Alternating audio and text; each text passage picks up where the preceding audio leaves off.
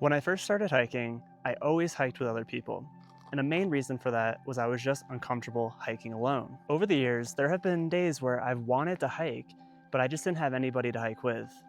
And that unfortunately meant that I just didn't go hiking that day. I often hear from family and friends that they are scared to go on a hike alone. And I'm sure there are many out there that are also scared to go on a hike alone too. And in today's video, I'm just gonna talk about that. And I've been hiking alone for years now, and it has really changed my life. And I think it can change your life too, but you just need to push into the discomfort and get out there and do it alone. Now, one of the main reasons why I love hiking alone is probably for the mental aspects, honestly. It's just when you go outside, you're all by yourself, you're in your own thoughts, and there's no external thoughts that are popping in from other people. It really can clear your mind. Now, there's a lot of research out there that says when you're in nature, it helps with depression and everything. And I really think that's true. I know after a good hike, when I've been outside for many hours on end on a good trail, I come back like a new person. Not that I was depressed going into it, of course, but it's just an overwhelming feeling of satisfaction and just clearness. You don't have your phone pinging you all the time. It's a really nice feeling, and now that's probably got to be one of the best reasons right there. By itself, is it just clears your mind so well. Now, another thing that I really have come to appreciate, especially since this whole world we live in now is so connected. You have a million notifications, you have Teams messaging from work, you have all these notifications going on in your life that is distracting you, pulling you away from the present reality. And I found that hiking alone really helps with bringing you back in to your own mind and really disconnecting from real life. And now if you're a hiker, which if you're watching this, you might be, or you're interested in hiking alone, you might resonate with that. Whenever you go on a hike, you might be out of service and you're not getting constantly pinged. And it's almost like a twitch. You're checking your phone even though you don't have service. And it's we have grown to be like that. And that's just something that I don't think is healthy. And when you go hiking alone, it's kind of like a mindset shift that you can enter and you don't have to talk with other people. You can truly be by yourself. You can turn off your phone, not look at your notifications, and really disconnect from real life. And it's almost like a primitive sort of feeling that when you are out in nature, you are alone, you're so self-reliant. It's a strange feeling.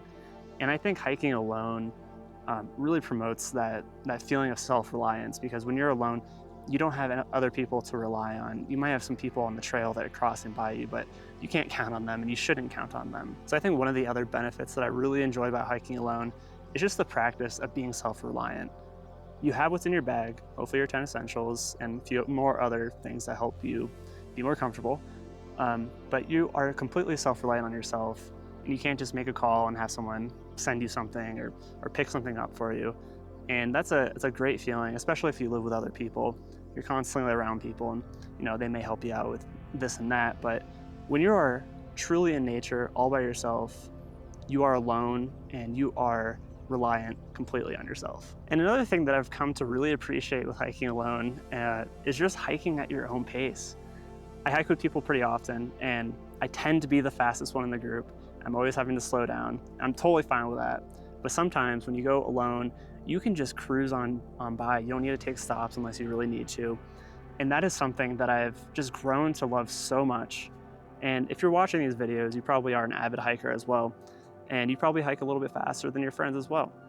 So you can probably relate with having to stop all the time, even though you can probably go on another mile or so. And going at your own pace is almost like total freedom in a sense when you're on the trail. It's you don't need to stop unless you need to stop for something, if you need to get a drink of water or whatever, or have a snack. That's totally dependent on you. And when you're hiking alone, you don't have to wait for somebody to get a drink. You can just keep on cruising down that trail, go at 3 miles per hour if that's your speed, and you can just keep on trucking down. You don't have to stop. And you can really blaze through trails really fast. Not to mention, you can knock out so many more peaks because you are alone. Assuming that of course you are, hiking at a faster pace than you would with a group. And that brings me to my next point, is that you can control the difficulty of the hike and you can go as long and as far as you want. Now, when you're hiking with a group of people, not everybody is going to be at the same skill level. You might have a few people who don't hike often, and a few miles might be difficult for them. You might be someone who can hike 15 miles no problem, and go back for dinner. Like there might be a skill gap when you hike with other people. So when you hike alone, you can really control the distance and the pace that you're gonna go at.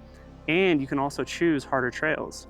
If you want to tackle a 14er that requires some class 3 scrambling, you can do that. If you want to do a 20-mile day trip, you're feeling really adventurous, you can do that. You don't have to scale it down to meet the difficulty level of the other people in your group. And I think the more you do that, the more you push yourself and do harder hikes, the easier the harder hikes get. And that is going to improve your endurance and your hiking ability. Okay, great. You know what are the benefits of hiking alone, but how do you get over that hump and actually go hike alone if you haven't done it before? Well, my advice to you is pick a trail that you know, pick a trail that you've done before, maybe do a few miles at first, and then gradually scale it up to more difficult hikes. When I first started hiking alone, I would do maybe 3 or 4 miles at once, and then I progressively got harder and harder. And then, before I knew it, I was doing solo Adirondack high peak hikes, which if you know anything about the Adirondacks, they're pretty difficult. And now these days, I feel like I do most of my hikes alone. And I really enjoy it that way. Right now, I'm on a hike and I'm completely alone. And it's just a great time. Hey, I just want to interject real quick. I really appreciate you watching. I'm trying to get to 500 subscribers by the end of the year. And every one of you who hits the subscribe button matters so much. So if you enjoyed this video, hit the subscribe button and leave a comment down below. All right, thanks. There's a woodpecker right there.